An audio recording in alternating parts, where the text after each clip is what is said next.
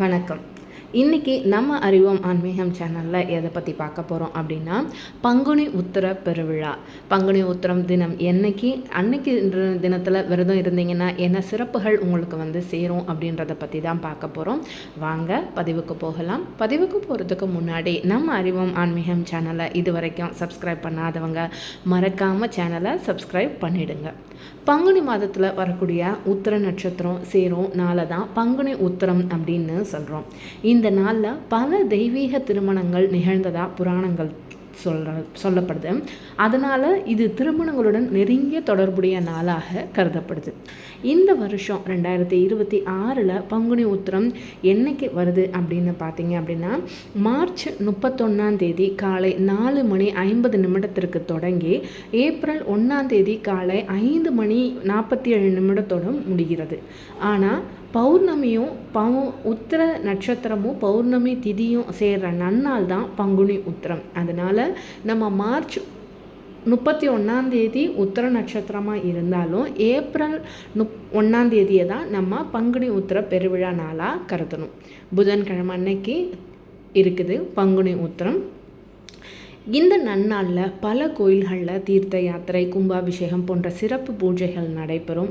முக்கியமாக சிறுபுள்ளியூர், சிதம்பரம் கோயில்களில் திரளான பக்தர்கள் தீர்த்தாடி இறைவனை வழிபடுவாங்க. இந்த உத்திர நாளில் பல தெய்வங்கள் திருமணம் செய்து கொண்டதாக புராணங்களில் சொல்லப்படுது. இதனால தான் இந்த நாளை காதல் மற்றும் மன வாழ்க்கையின் புனிதத்தன்மையை எடுத்துக்காட்டுறதா சொல்லப்படுது. திருமணம் செய்ய விரும்பவர்கள், திருமணத்திற்காக காத்திருக்கிறவங்க இந்த நன்னாளில் இறைவனை வழிபட்டு தங்கள் விருப்பம் நிறைவேறத்துக்கு முருகப்பெருமானின் அருளை நீங்கள் கண்டிப்பாக பெறலாம். இந்த நன்னாளில் தானம் கொடுப்பது, தர்ம செயல்களில் ஈடுபடுவது ரொம்பவே நல்லது. நம்மளோட பாவங்கள் நீங்கி நற்பேறுகள் கிடைக்கும். இந்த நன்னாளில் குடும்பத்தில் ஏற்படக்கூடிய பிரச்சனைகள், திருமண தடைகள் போன்றவற்றை நீக்க நீங்கள் பங்குனி உத்திர நாளில் சிறப்பு பூஜைகள் செய்யலாம். இந்த பூஜைகள் நம்மளோட வாழ்வில் ஒரு நல்ல மாற்றங்களை ஏற்படுத்தும், நேர்மாறான எண்ணங்களை வழங்கும். உங்கள் பூஜை அல்லது வீட்டிற்கு பூஜை பொருட்களை வாங்க வேண்டும்னா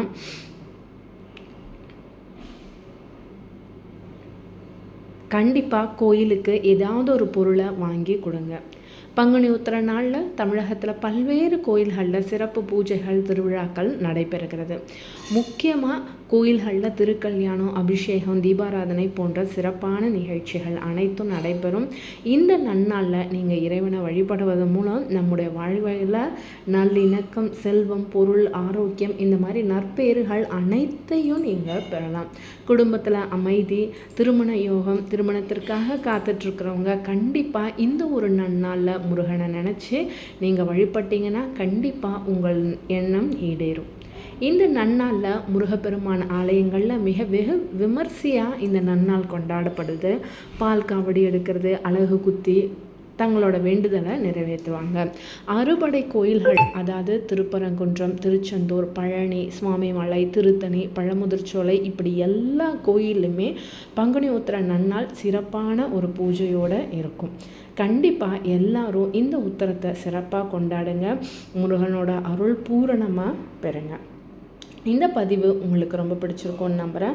பதிவு பிடிச்சிருந்துச்சு அப்படின்னா மறக்காமல் நம்ம அறிவோம் ஆன்மீகம் சேனலை கமெண்ட் பண்ணுங்கள், லைக் பண்ணுங்கள், ஷேர் பண்ணுங்கள். மறக்காமல் சேனலை சப்ஸ்கிரைபும் பண்ணுங்கள். வாழ்க வளமுடன்.